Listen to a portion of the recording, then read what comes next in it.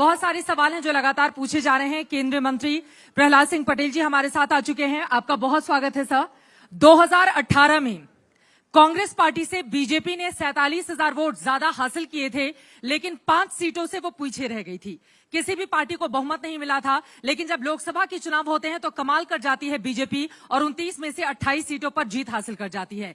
लेकिन अब की बार विधानसभा चुनावों के मद्देनजर किन बातों से सीख ली गई है, आगे कैसे बढ़ा जा रहा है, सनातन क्या बहुत बड़ा मुद्दा होने वाला है इस बार के चुनाव में, क्योंकि कल ही प्रधानमंत्री ने बड़ी रैली की है, जोरदार हमला बोला है विपक्षी दलों पर। तो पहले मंत्री जी आपसे यही सवाल है कि सनातन को लेकर ही आगे बढ़ेंगे या फिर कामकाज भी गिनाएंगे कि 5 साल में यहां पर क्या काम किया गया है। खास तौर से आप अगर 15 महीने कांग्रेस के हटा दें और अपने जोड़कर बताएं, और इसके साथ कौन से वो मुद्दे होंगे जिसको लेकर यहां पर बीजेपी आगे बढ़ने वाली है।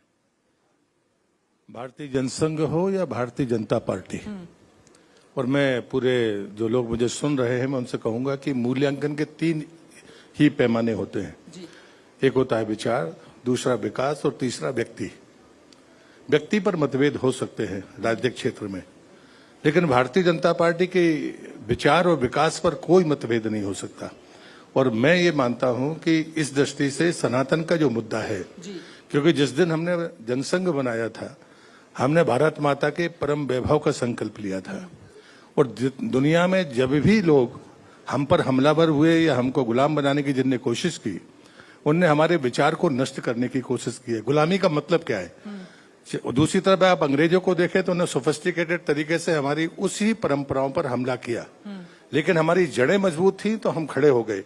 लेकिन आजादी के बाद यही संकट पैदा हुआ और उसी के कारण डॉक्टर मुखर्जी जैसे मूर्धन्य लोगों ने सत्ता को लात मारी और उसके बाद जनसंघ की अगुवाई करके जम्मू कश्मीर के उस गलत फैसले के खिलाफ अपना बलिदान किया। और हमारी जो यात्रा है वो विचार की यात्रा है। इसलिए सनातन पर तो किसी भी कीमत पर भारतीय जनता पार्टी क्या, देश के किसी भी भारतीय को समझौता नहीं करना चाहिए, बल्कि चिंतन भी करना चाहिए और चिंता भी करनी चाहिए, ऐसा मेरा मानना है। आपको बड़ा हथियार दे दिया है विपक्षी दलों ने। 2003 से यहां पर बीजेपी की सरकार है, 1.5 साल को अगर हम हटा दे तो कामकाज आपको गिनाना चाहिए, बताना चाहिए कि मध्य प्रदेश के विकास के लिए क्या क्या किया गया है। लेकिन सारा जोर अब सनातन के इर्द गिर्द आकर ऐसा लग रहा है बीजेपी का सिमट रहा है, ऐसा क्यों? विचार पे मैंने अपनी बात की, विकास पे आता हूँ। मैं जल शक्ति मंत्रालय देखता हूँ मोदी जी के नेतृत्व में, कमलनाथ जी की सरकार थी 1.5 साल में। आंकड़े झूठ नहीं बोलते। कमलनाथ हो कांग्रेस हो वो दबाव दें, आपके चैनल पर आकर दें कि जब आप सरकार में थे तो जल जीवन मिशन की योजना को आपने शुरू क्यों नहीं होने दिया।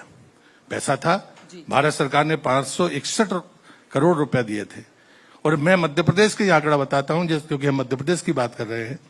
2019 में 15 अगस्त 2019 को मध्य प्रदेश में कुल 12.6% यहाँ पर नल जल कनेक्शन थे। अगर आप लाख की बात करते हैं तो 13 लाख समथिंग थे, और 1,12,00,000 परिवार हैं इस राज्य में। लेकिन अगर आप आंकड़ा उठाकर देखिए 2021 तक तो वो कुल 5 लाख ही बढ़ पाए। लेकिन शिवराज जी ने जैसे कमान संभाली, आज हम 58% पर हैं। तो मुझे लगता है कि ये चीजें तो देखनी पड़ेगी कि विकास आपने क्यों रोका। आम आदमी के इस अधिकार को रोकने की गलती, ये अपराध कांग्रेस ने किया। तो डेवलपमेंट साल तो रही सरकार कांग्रेस की, विकास इतना ज्यादा रुक गया कि सारा ठीक रहा, कांग्रेस को छोड़ दिया। मुझे लगता है कि सरकार रही यही पैमाना है कि 1.5 साल में आप कितना नुकसान राज्य का कर रहे हैं, और 3 साल में जो राज्य की सरकार ने सफलता की तो सीधे 15% से 58% पर। तो चलिए उसका 50% कर लीजिए, तो इतना तो नुकसान आपने किया ही है ना। तो मुझे लगता है कि आंकड़े गलत नहीं बोलते, और इसलिए गलती जो होती है ढक जाती है, क्योंकि आप सत्ता से बाहर हो गए। समय 1 दिन का हो या 1.5 साल का हो, या तो आपको पैसे की कमी है तो आप बताइए, आपके पास पैसा था और आपने उपयोग नहीं किया, ये अपराध है, राज्य के साथ अपराध है, राज्य की जनता के साथ अपराध है। आजकल बीजेपी के जितने भी बड़े नेता हैं सब यही बता रहे हैं पैसे की कोई कमी नहीं है। मुख्यमंत्री शिवराज सिंह चौहान भी यहां से होकर गए, आज उनका सबसे पहला सेशन था, वो भी कह रहे हैं कि अथाह पैसा है और हम लोगों के लिए लगा रहे हैं। वही बातें आप भी यहां पर कहते हुए नजर आ रहे हैं। लेकिन भ्रष्टाचार एक ऐसा मुद्दा है जिसको लेकर कांग्रेस पार्टी आप लोगों पर बहुत ज्यादा आक्रामक है। कर्नाटका में 40% कमीशन वाली सरकार बताकर उसने वहां पर सत्ता हथिया ली, जीत हासिल की वहां पर प्रचंड तरीके से, और उसी को वो दोहराना चाहती है मध्य प्रदेश में भी।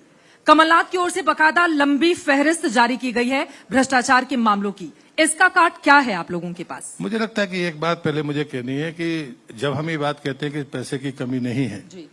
तो इस देश के आम नागरिक को, बुद्धिजीवी को ये मान लेना चाहिए कि अब सरकार के काम करने के तरीके बदल गए हैं।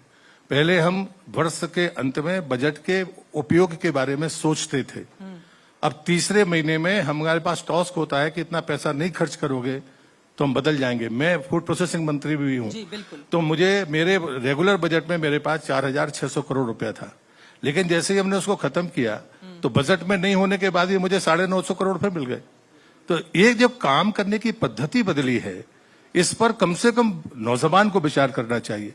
एक समय पैसे का टोटा था, अगर आज आप पैसे खर्च नहीं करेंगे तो फिर आप देश का भला नहीं कर पाएंगे। ये वर्क कल्चर मोदी ने दिया है, और इसलिए मुझे लगता है कि इस पर मजाक उड़ाने की बजाय हम इन तथ्यों को देखें, और जो इकोनॉमिक समझने वाले लोग हैं और जो पॉलिटिकल वो लोग जो वास्तव में समाज को कुछ देना चाहते हैं, उनको अपने काम करने के तरीके को बदलना ही चाहिए।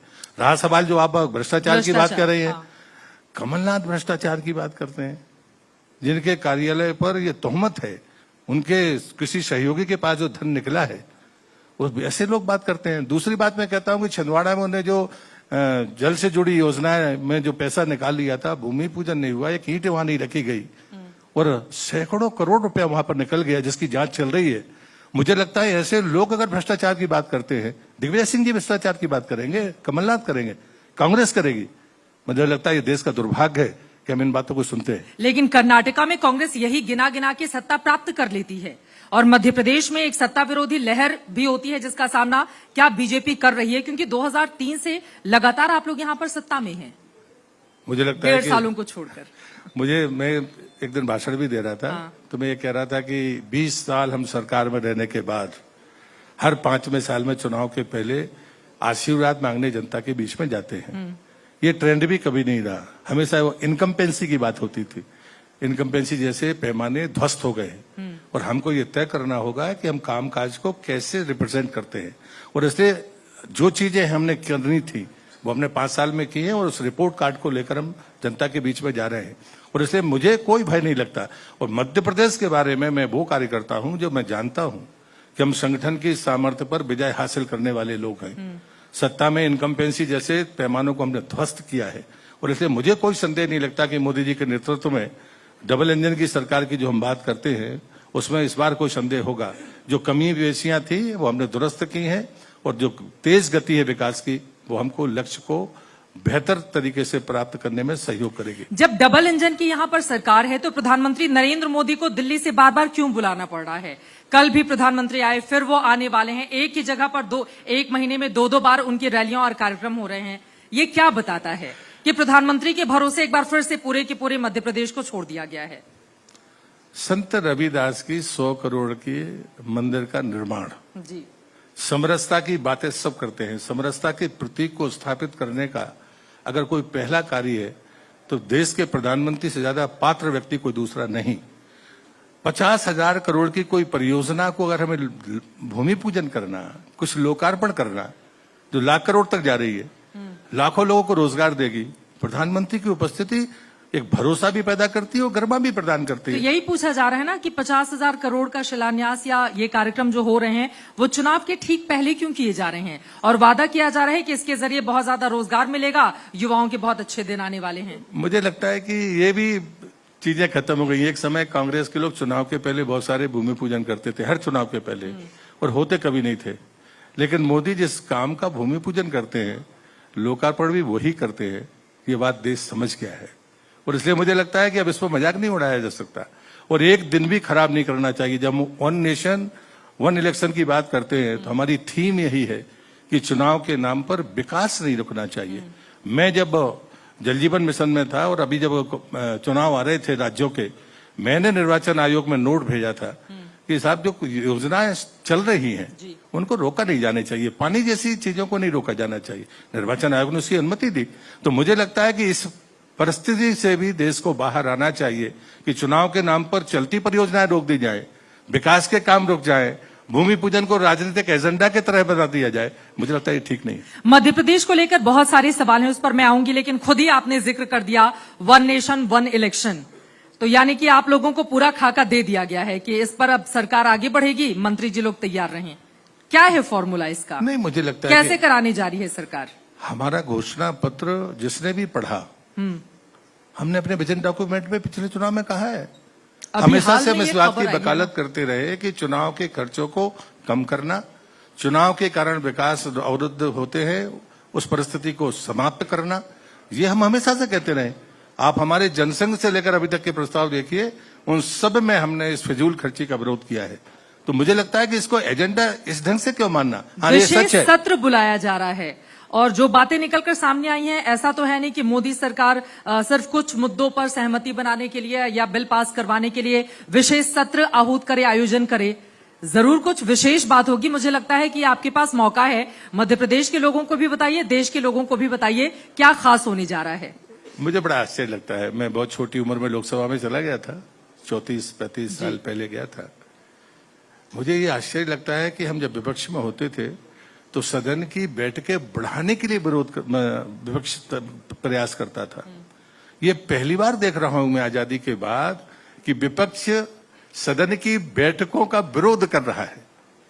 ये मतलब मुझे लगता है आपकी भी इतने सीनियर जर्नलिस्ट हैं आप कभी भी उठाकर देखिए, विपक्ष हमेशा चाहता है कि सदन चले, सदन की बैठकें बढ़े। सरकारों पर यह तोहमत लगती रही है। मैंने इंदिरा गांधी की सरकार के खिलाफ उस समय भारतीय जनता पार्टी ने कहा था कि आप बैठकों में नदारत रहती हैं और बैठक कम कर रही है। तो विपक्ष तो चर्चा चाहता है, विपक्ष चर्चा से भागता है। ये पहली बार देखा जा रहा है, इसलिए इसके ये डर बताता है कि आपके पास कुछ है नहीं। आप विपक्ष को एजेंडा नहीं बताएंगे तो वो सवाल नहीं पूछेगा सरकार से पलटकर। मुझे लगता है कि कभी ऐसी परंपरा नहीं रही देश की आजादी के 75 साल में। आप एक बताइए, हाँ, सर्वदलीय बैठक होती है एजेंडा के लिए। आप लोग परंपरा बदलने ही तो आए हैं। नहीं, आप ही लोग ये दावा करते हैं कि हम लोग परंपरा को बदलने के लिए आए हैं। तो इसमें सहमति बननी चाहिए। अगर ऐसा वो मानते हैं तो इस बार डिबेट में वो कहे कि आपको इतने दिन पहले एजेंडा लेना जाना चाहिए। अगर एक दिन पहले कोई बिल आता है और उसके बाद में हम उसको किसी कमेटी में भेजते हैं, स्टैंडिंग कमेटी में भेजते हैं, कई बार नहीं भेजते, क्या ये रिकॉर्ड नहीं है? और मुझे लगता है कि ये बात हमसे नहीं पूछी जानी चाहिए, ये प्रैक्टिस कांग्रेस ने डाली थी।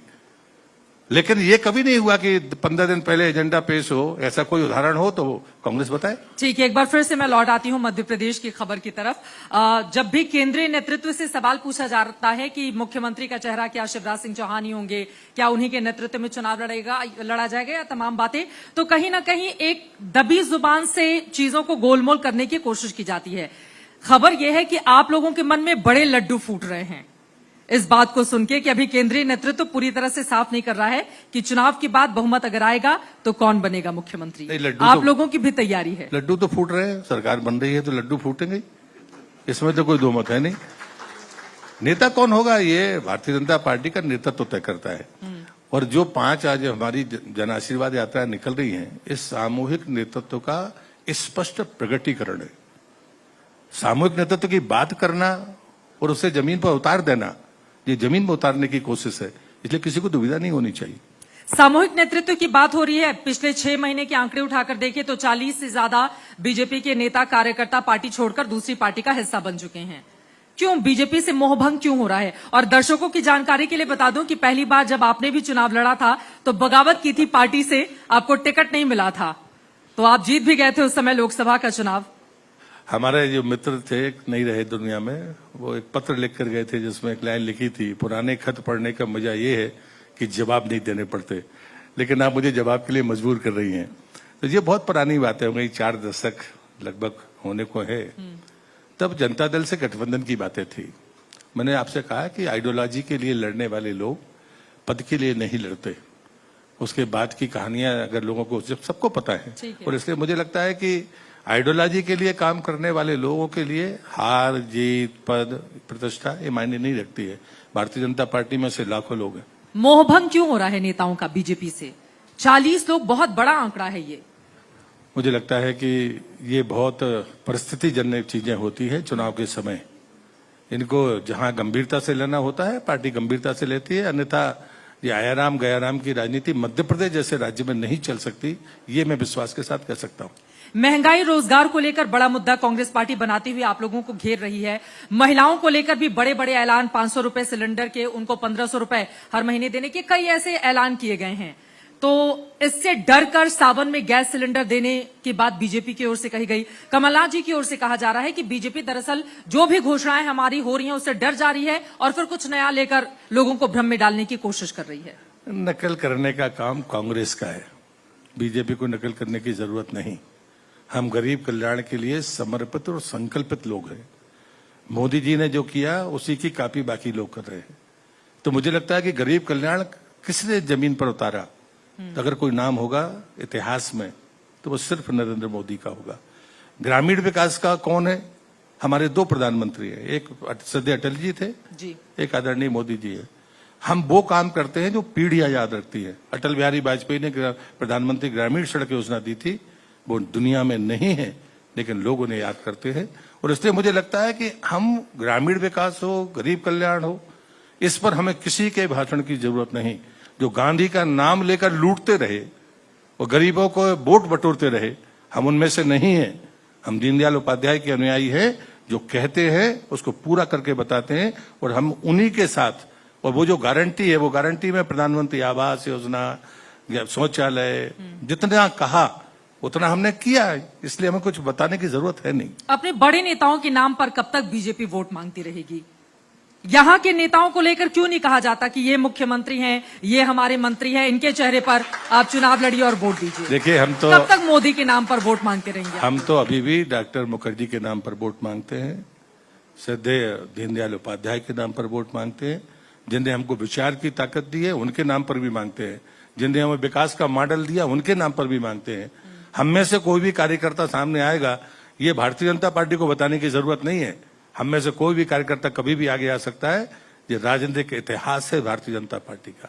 हम परिवारवाद वाले लोग नहीं है, इसलिए कांग्रेस के किसी भी ऐसी बातों का जवाब देने के लिए मैं नहीं मानता कि उत्तर किसी को देना चाहिए। मध्य प्रदेश में मोदी के बिना मतलब कुछ भी मुमकिन नहीं है, ये तो समझ में आ गया। नहीं, मुझे लगता है कि मोदी जी के नेतृत्व को दुनिया स्वीकार कर रही है, तो हमें स्वीकार करने में तो गर्व ही है। हमें क्या दिक्कत है उसमें?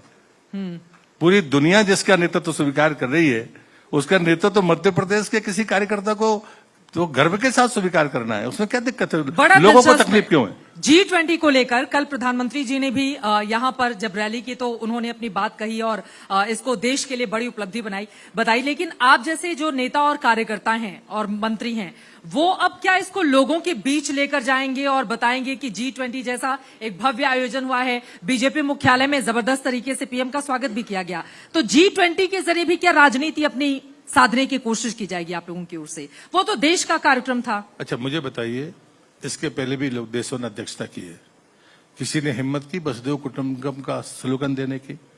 सारे एजेंडे में पर्सनलाइज चीजें होती थी, जो तात्कालिक मुद्दे होते थे वो होते थे। अब पहली बार देश के प्रधानमंत्री ने एजेंडा दिया, one world, one family, one future. आपने अपनी सनातन परंपरा से ली हुई चीजें जो परिवार मानती है, आप गांव के आदमी से पूछिए तो वो कहेगा धर्म की जय हो, अधर्म का नाश हो, प्राणियों में सद्भावना हो, विश्व का कल्याण हो। ये साहस भारत की धरती के अलावा कोई और नहीं कर सका। और उस स्लोगन को पूरी दुनिया में पहुंचाकर, और आज ब्राजील के अध्यक्षता ब्राजील के पास है, ब्राजील कह रहा है कि हम इसको आगे बढ़ाएंगे।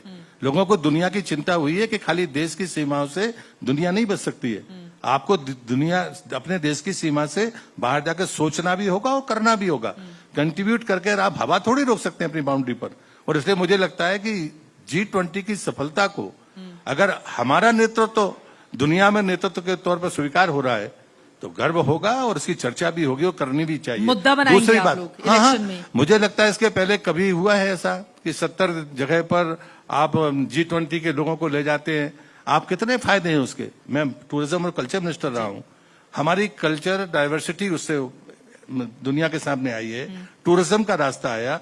हमने मंदिर भी दिखाए 2000 साल पुराने, और हमने अपनी सिलिकॉन वैली भी दिखाई है, चंद्रयान 3 भी दिखाया। तो मुझे लगता है कि विकास भी दिखाया और विचार भी दिखाया कि हमारे पुरखे ऐसे ही नहीं थे। तो इस बातों को अगर हमें गर्व ना कर सकें तो कम से कम दुख तो व्यक्त नहीं करना चाहिए। अब तो कांग्रेस पलट के कहेगी ना कि चंद्रयान-3 की सफलता का श्रेय तो वैज्ञानिकों को जाता है, लेकिन उसका क्रेडिट लेने के लिए आप लोग आ जाएंगे हर रैली में। अच्छा, वैज्ञानिक तो पहले भी थे। पैसा रोकता कौन था? उनको नैतिक बल देने वाला कौन था? ये बातें मुझे लगता है कि क्या आम आदमी को पता नहीं होनी चाहिए कि पहले भी वही वैज्ञानिक थे, लेकिन उनको धन नहीं मिलता था, उनको छूट नहीं थी। क्या ये सच्चाई नहीं है? मैं आपको उदाहरण बताता हूं। मैं गया था अरुणाचल के मुख्यमंत्री जिन्होंने आत्महत्या की, वो कांग्रेस के चीफ मिनिस्टर थे। हम एक स्टैंडिंग कमेटी में गए थे जिसमें सभी पार्टी के मेंबर थे। उनने हम सबको चाय पे बुलाया। उनने जो बात कही मैं उसको कोट कर रहा हूं। उनने, और ऐसा नहीं कि मैं अकेला था या भाजपा के लोग थे, सभी पार्टी के लोग थे।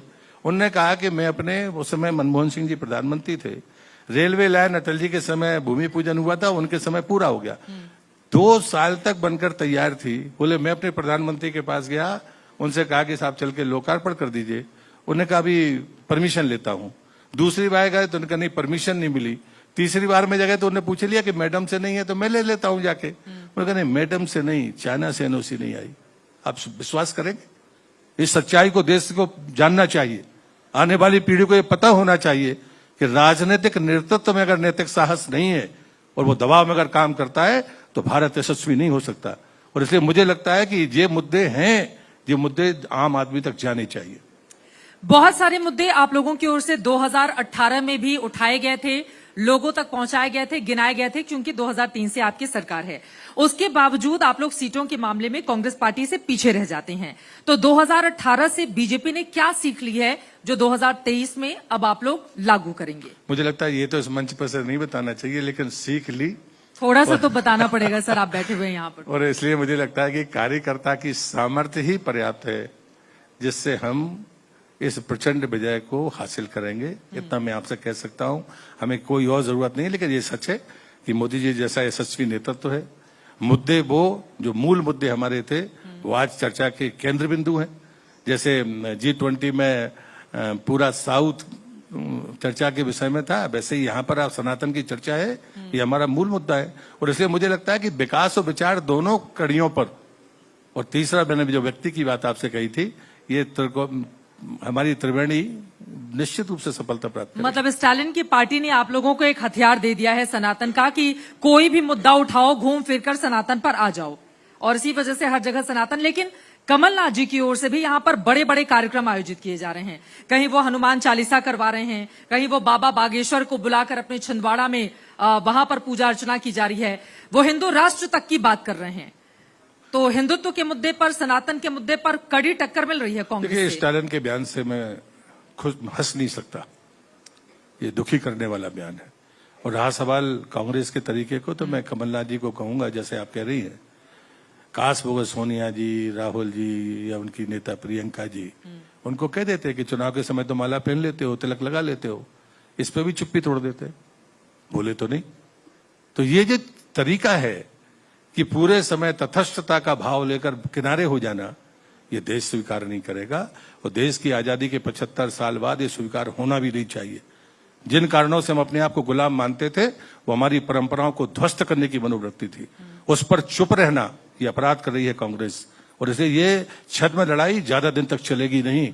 आम आदमी जानेगा, नौजवान जो दुनिया में जाकर वहां पर जाकर अपना उत्सव मनाता है, देश के भीतर उसकी आलोचना हो रही है राजनीतिक कारणों से, इससे बड़ा दुर्भाग्य कुछ और हो नहीं सकता। कमलनाथ जी कह रहे हैं ये उनका व्यक्तिगत बयान है, कांग्रेस पार्टी का इससे कोई लेना देना नहीं है। तो मुझे लगता है जवाब उन्हें दे दिया कि तो वो कांग्रेस, हिंदुत्व की पिच पर कांग्रेस अपनी भी उसी षड्यंत्र के साथ आगे बढ़ रही है। वो हमारे मूल्यों को ध्वस्त होते देखना चाहती है, और चंद लोग कोशिश करते हैं। तो ये नकल है, ये भारतीय जनता पार्टी के विचार और हमारी कार्यप्रणाली की नकल है कांग्रेस के द्वारा जो कमलनाथ कर रहे हैं। ये सच्चे नहीं है, उनके काम में ये ताकत नहीं है कि वो अपनी पार्टी के नेतृत्व से कहला सके। प्रियंका गांधी ने जब मध्य प्रदेश को लेकर इलेक्शन कैंपेन की शुरुआत की थी, तो वो भी नर्मदा नदी के किनारे जाकर आरती करती हुई नजर आई। पिछली बार 2018 में दिग्विजय सिंह को हम सब ने देखा था किस तरह से वो नर्मदा यात्रा पर निकले हुए थे। कमलनाथ जी भी सनातन के मुद्दे पर वो बिल्कुल बीजेपी को अकेले नहीं चलने देंगे इस मुद्दे पर, और यही आप लेकर आगे बढ़ रहे हैं। तो यहाँ पर तो टक्कर देती हुई कांग्रेस क्या नजर नहीं आ रही है बीजेपी को मध्य प्रदेश में? नहीं, मुझे लगता है कि दिग्विजय सिंह जी ने नर्मदा की परिक्रमा की, मैं कभी उनके खिलाफ नहीं बोला। दोस्त हैं आपके? नहीं, दोस्ती है दुश्मन है ये तो मुझे लगता है पूरा राज्य जानता है, उस पर मुझे टिप्पणी नहीं करनी है। लेकिन दोनों बातों में फर्क करनी चाहिए, राजनीति और हमारी धार्मिक निष्ठा। तो मुझे लगता है कि भारतीय जनता पार्टी की सनातन पर उसकी अपनी सोच, उसका अपना आचरण, उसके प्रति समर्पण और निष्ठा ये बिल्कुल अलग है। और जो कमलनाथ जी की निष्ठा है वो निजी तौर पर होगी, लेकिन वो जिस पार्टी में है उनकी निष्ठा कमरे से बाहर नहीं आ सकती, मैं दावे के साथ कहता हूं। और ये बात मध्य प्रदेश की जनता जानती है। लेकिन जगह जगह अगर वो इस तरह के कार्यक्रम करवा रहे हैं, जनता के बीच लेकर जा रहे हैं, तो फिर तो आप लोग इस मुद्दे पर कांग्रेस पार्टी को मध्य प्रदेश में कैसे घेरेंगे? इसलिए क्योंकि आप लोगों को कामकाज पे जवाब देना है, लेकिन आप लेकर आते हैं सनातन, और जैसे ही आप सनातन लेकर आते हैं उधर से भी बैटिंग शुरू हो जाती है। नहीं, मुझे लगता है सनातन हम लेकर नहीं आए, हम तो सनातन की परंपराओं को सनातन से लेकर आए। लेकिन कमलनाथ जी जो कर रहे हैं वो छिंदवाड़ा की बाउंड्री के भीतर कर रहे हैं, थोड़ा ध्यान से देखिए, क्योंकि वो खुद संकट में है। ये जो धर्म है, जो पूजा पाठ लगा रहा है, वो सिर्फ छिंदवाड़ा की सीमा में है। आप ये भी देखो, छिंदवाड़ा के बाहर नहीं है। छिंदवाड़ा में बड़ा हनुमान मंदिर भी बनवाया है। इसलिए मैंने कहा कि वो बताते हैं दरवाजे के बाहर पैर नहीं रख पाएंगे सनातन का झंडा लेकर, वो क्योंकि ऊपर से डंडा बहुत मजबूत है उनकी तरफ से। जो सनातन के खिलाफ खड़े हैं उनके नेता, वो उनको निकलने नहीं देंगे। वो तो छिंदवाड़ा में अपना अस्तित्व बचाने के लिए कर रहे हैं, ये मेरा आरोप है उन पर। विपक्षी इंडिया अक्टूबर में भोपाल में बहुत बड़ी रैली करने जा रही है इसी जगह पर, तो फिर जब एकजुट होकर सभी आएंगे तो फिर आप लोगों के लिए मुश्किलें पैदा कर पाएंगे? नहीं, हमारी हर चुनाव के पहले कार्यकर्ता महाकुंभ होता है। आप ट्रैक उठा दिखाइए, हम अपने सामर्थ्य मानते हैं कार्यकर्ता को। हमारा जो तंत्र है, हम कार्यालय को बड़ा केंद्र मानते हैं, और हमारा कार्यालय चुनावी कार्यालय नहीं होता, वो 12 महीने चलता है। और इसलिए मुझे लगता है कि ये जो प्रयोग है, ये प्रयोग कार्यकर्ता के लिए होता है, और उसमें जो संदेश जाता है और उसके बाद कार्यकर्ता अपने काम पर लगता है। इसलिए यात्राएं उसी कार्यकर्ता को जागृत करने के लिए है, और समापन जब होगा वो समापन दिव्य और भव्य होता है। नहीं, ये जो एकजुटता हुई है विपक्षी इंडिया की तमाम दलों की, वो लोग भोपाल में रैली करेंगे और यहां पर सरकार के खिलाफ दंगल करने की कोशिश करेंगे। उससे हर राजनीतिक पार्टी को अपना काम करने का अधिकार है, इस पर हमें कभी आपत्ति थी नहीं, आपत्ति होगी नहीं। हम तो अपनी बात कर रहे हैं कि हम तो करते रहे, कुछ लोग अब देखकर करने की कोशिश कर रहे हैं, नकल करने की कोशिश कर रहे हैं, करें, कोई दिक्कत नहीं। आपसे सीख रहे हैं वो लोग? नहीं, सीखने जैसी बातें मैं नहीं करूंगा, नकल करने की बात जरूर कर सकता हूं। लेकिन यहाँ पर वैसे भी कांग्रेस और बीजेपी के बीच मुख्य मुकाबला माना जाता है। अब मैं आ जाती हूँ, समय चूंकि आखिरी संकेत कर रहा है कार्यक्रम को खत्म करने का।